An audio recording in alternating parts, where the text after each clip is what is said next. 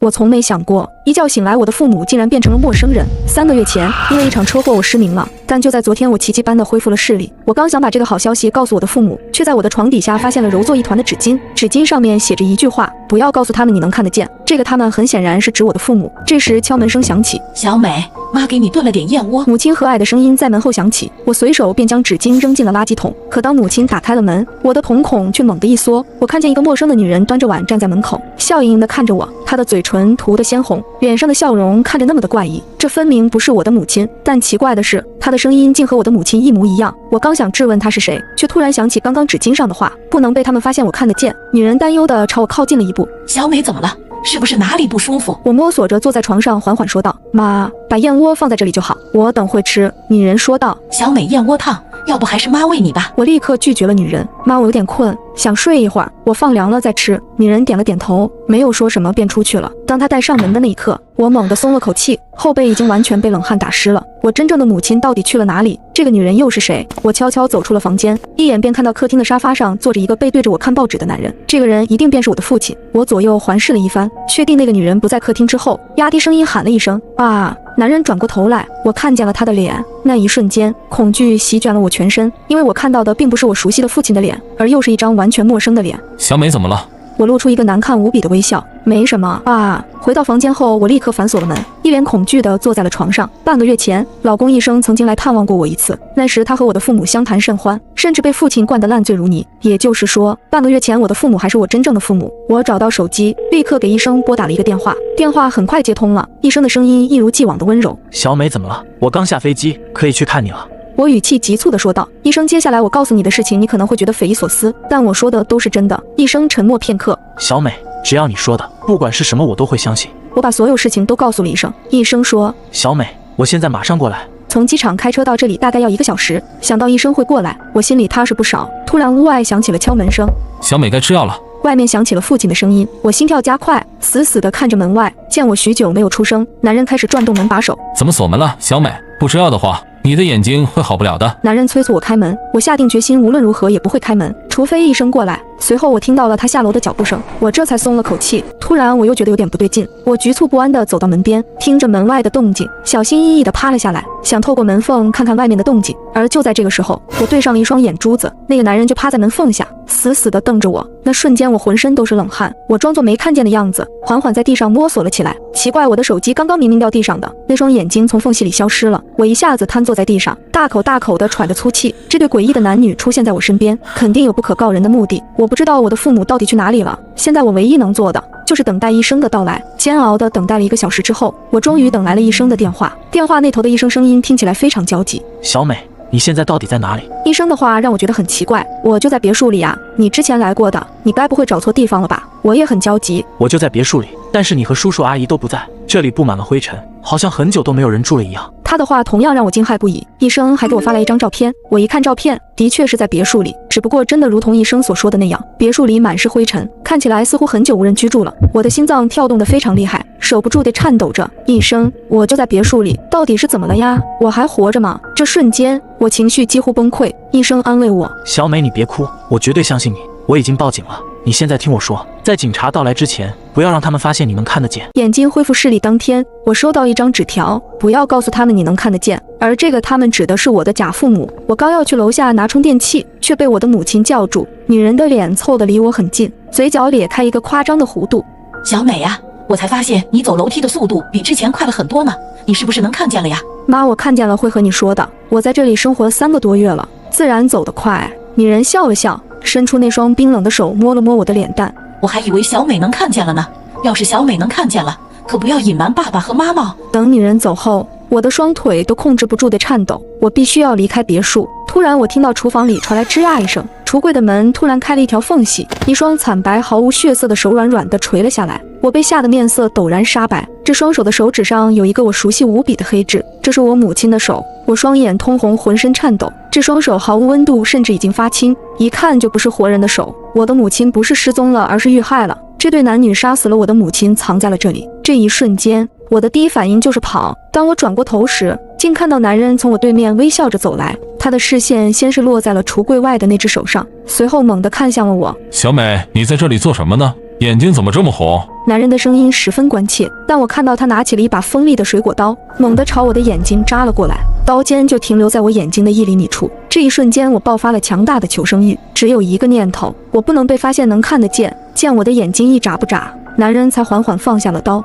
小美，爸来做你最爱吃的红烧肉。男人打开了橱柜，我母亲的脑袋就这样滚了出来，滚到我面前，我差点尖叫出声，但我还是要装作没看到的样子，对男人露出一个微笑。好的，爸。但紧接着下一幕更让我惊恐愤怒，只见男人拉开橱柜，他把尸体扔在了桌台上，我眼睁睁地看着男人举起菜刀，手起刀落，我胃里一阵翻江倒海，同时涌起巨大的悲伤和绝望。我想要离开这里，但却被男人出声阻止了。小美，帮爸爸一个忙，这肉有些难切，你帮爸爸扶着点。他是想试探我的反应，我是绝不可能面无表情地看着男人肢解我母亲的尸体的。我调整了一下呼吸，微笑着说道：爸，我有点累了，想要回去休息一下。男人也笑着说道：那你去休息吧，这里爸来处理就好了。回到房间之后，我再也控制不住自己的情绪，放声大哭起来。我深爱的母亲死了，很可能我的父亲也遇害了。我深呼吸一口气，拨打了报警电话。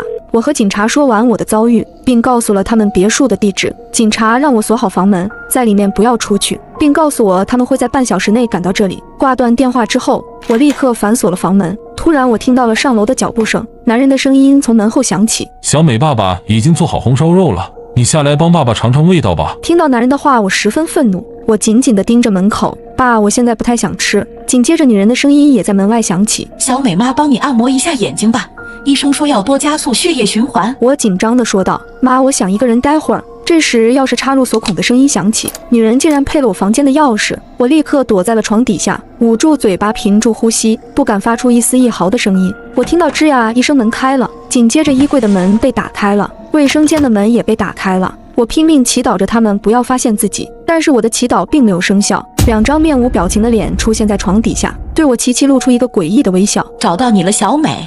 我居然在橱柜里发现了母亲的尸体。最近，我失明的眼睛奇迹般的恢复了，但我发现身边的父母竟然变成了一副陌生的面孔。我正纳闷呢，直到我偶然间发现了母亲的脑袋，才明白原来是这对男女杀死了我的母亲。我吓得赶紧躲在了床底，可下一秒，2张面无表情的脸就出现在床底，对我齐齐露出一个诡异的微笑。我被吓得尖叫：你们不是我的父母，我都看见了，我的妈妈已经被你们杀了，她的尸体还被你们做成了红烧肉。女人冲上前来捧住了我的脸：小美，你能看见了，你的眼睛好了。我猛地推开她：不要再假装你是我的妈妈了，我真正的父母已经被你们杀了。男人愣愣地看着我：小美，你在说什么呢？你妈妈就在这里，哪有什么尸体？我一气冲到了厨房里，但离奇地发现地上我母亲的脑袋消失了，母亲的尸体也变成了一块猪肉。我面色发白，节节后退，不敢相信我看到的。这时女人突然大声哭了起来：之前医生就提醒过我们，说你可能会出现一些车祸后遗症，但我们都没放在心上。你现在是怎么了呀？我扭过头，死死地看着这2张陌生的脸庞。你们有什么证据证明你们是我的爸妈？女人擦了擦眼睛，颤巍巍地拿出了手机。我注意到她的手指处竟然也有一个和我母亲一模一样的黑痣。女人给我展示了手机上的照片，手机里是我们一家3口甜蜜的合照，照片上显示的日期正是3个月前我没有失明的时候。难道我真的生病了？我因为生病所以产生了幻觉吗？我迫不及待地想要知道真相，于是我拨通了老公医生的电话。医生很快接通了。小美怎么了？我哭喊着说道：医生，我真的生病了吗？到底是怎么回事？你快来帮帮我！医生立刻回复道：小美，你别怕，我马上就到。挂掉电话后，我手里握着一把水果刀，不停地颤抖着。突然，女人死死地抓住了我的肩膀：小美，你怎么不相信我们了？你病了，你病得很严重，妈妈和爸爸要送你去医院。我举起刀，猛地刺中了女人的手臂。此时，女人流着眼泪看着我，她丝毫不顾自己伤口的疼痛。小美，爸妈已经很辛苦地照顾你了，把刀放下吧。这时，医生气喘吁吁地出现在我身后，他拿出了一张精神鉴定证明，报告上写着我的精神极其不稳定，伴随臆想、幻觉等症状。最终，我下定了决心，一刀划开了自己的喉咙。我本以为我会结束这痛苦的噩梦，但出乎意料的是，医生站在那里一动不动地看着我，说了一句：你做到了，小美。接着，我竟从黑暗中苏醒过来。原来半年前，一对无恶不作的夫妻来到我家抢劫，我刚好半夜起床上厕所，结果被他们绑架了，并且歹徒还用刀刺伤了我的眼睛。虽然母亲第一时间报警，成功制服了歹徒。但在那之后，我便患上了受害者综合症，一直生活在痛苦之中，甚至因为胆小的性格开始出现臆想幻觉等并发症。我臆想出了长着歹徒脸的假父母，并认为他们杀掉了我的亲生父母，将为我治疗的医生幻想成了自己的老公。如今我终于成功走出阴影，回到了爱我疼我的父母身边。如果你看到你家门把手上插着这种小广告，是不是潜意识觉得又有人上门发传单了？如果你真这么想，那你可就大意了。我叫酱汁，是一名女小偷，每天的工作就是将传单卷成一个圆筒形状，卡在住户的门把手上。等过个1-2天后，我会回来检查我的传单，如果传单还在，说明住户已经好几天没回来过了，那么这一家就成为了我的目标。东风小区4号楼201是我今天的目标。门把手上的传单是我3天前放在这儿的，已经过去了3天，传单依旧保持着3天前的模样。我戴好帽子口罩，然后从包里拿出工具，熟练地打开了房门。这是一个标准的单间公寓，我轻轻关上房门，然后开始打量屋子里的布局。屋内里透着一股清香，卫生间里摆满了各种化妆品，鞋柜里放的都是高跟鞋，可以断定住户是位独居女性。既然是女性，我的首要目标自然是首饰，毕竟在这个年代很少有人会在家里放现金了。我打开床头柜的抽屉，从里面翻出了一条项链、2枚耳钉和1枚戒指，都是纯金的。我全部打包放进了口袋里，随后我关上抽屉准备撤离。可当我刚走到门口，竟听到了钥匙开门的声音，我瞬间头皮发麻，迅速退到墙角，躲进了衣柜里。毕竟整个屋子也只有这里能藏人。我关好衣柜门，听到门口传来上锁的声音，紧接着是高跟鞋走动的声音。由于衣柜正对着门口的方向，透过门缝我正好可以看到整个屋子里的情况。我看到一个衣装精致的女人走进了屋子，女人放下皮包换了拖鞋，然后径直朝衣柜走了过来。我暗道一声不好，幸运的是女人打开的是衣柜左边的滑门，而我正好躲在衣柜的最右边。女人并没有发现我，女人从衣柜里拿了一件休闲的外套，然后关好了衣柜的门。我擦了擦额头上的冷汗，幸好只是虚惊一场。女人进了厨房，给自己洗了一个苹果，然后坐在沙发上。女人一边看着电视，一边吃着苹果。我躲在柜子里大气不敢喘，等待可以离开的机会。眼下这个情况，要么是女人进卫生间的时候，要么就只能等她睡着之后神不知鬼不觉地离开。就在我默默等待时机的时候，突然我的手机震动了一下，有人给我发来了一条短信。我慢慢掏出手机看了一眼，是我一哥们周强发来的。今天在哪里营业？有没有好的客户？给我介绍几单。周强跟我是同行，我俩经常互相分享客户。我赶紧给周强回了一条短信，客户回家了，我被困在屋子里。很快周强又发来了信息，你被客户抓现行了。没有，我躲在衣柜里，客户目前还没发现我。我用手机透过衣柜门缝拍了一张现场的照片发给了周强，接着我又把自己所在的住址也发给了周强。周强回复了一句马上到。女人将没吃完的苹果扔了，然后起身走到酒柜跟前，取出2个酒杯，倒了2杯红酒。我看后一愣，为什么是2个酒杯？而且我还看到她向其中一个酒杯里倒入了安眠药，1整瓶安眠药。女人将2杯酒放到茶几上，然后看了看手表，她似乎是在等人。就在这时，我听到了敲门声。我本来还在想会不会是周强，女人慢慢打开了房门，门口站着一个中年男人，并不是周强。男人手里还拿着一束玫瑰花，笑盈盈地看着女人。孝敬七夕快乐，快进来吧，我新买了红酒。